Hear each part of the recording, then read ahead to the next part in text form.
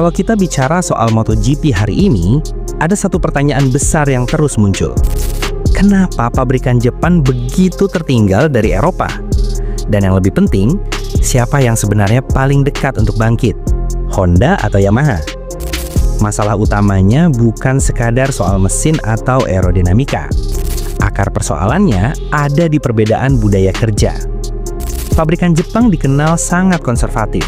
Mereka penuh perhitungan, hati-hati, dan cenderung menunggu semuanya benar-benar sempurna sebelum dilepas ke lintasan. Sementara pabrikan Eropa berpikir sebaliknya.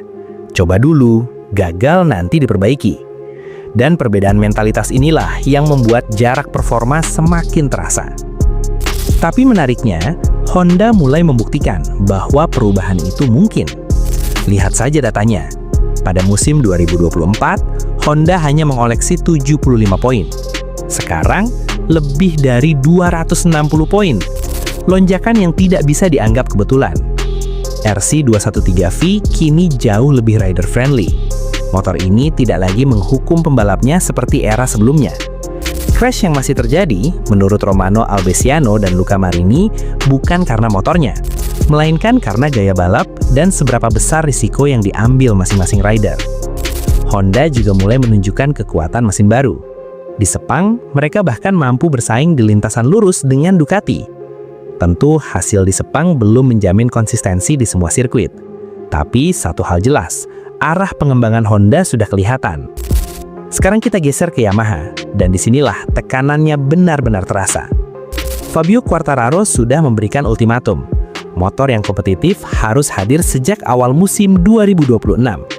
Kalau tidak, masa depannya di Yamaha sangat diragukan. Masalahnya, proyek V4 Yamaha berjalan sangat mepet waktu.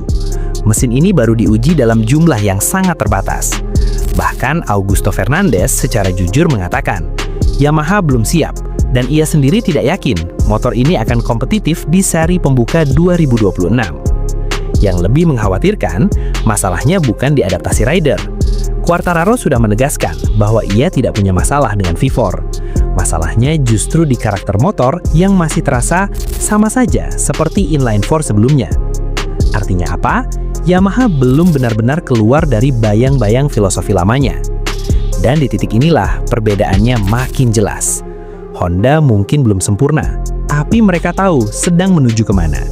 Sementara Yamaha masih berpacu dengan waktu, terjebak budaya konservatif, dan berada di bawah tekanan besar dari rider utamanya sendiri. Pertanyaannya sekarang tinggal satu.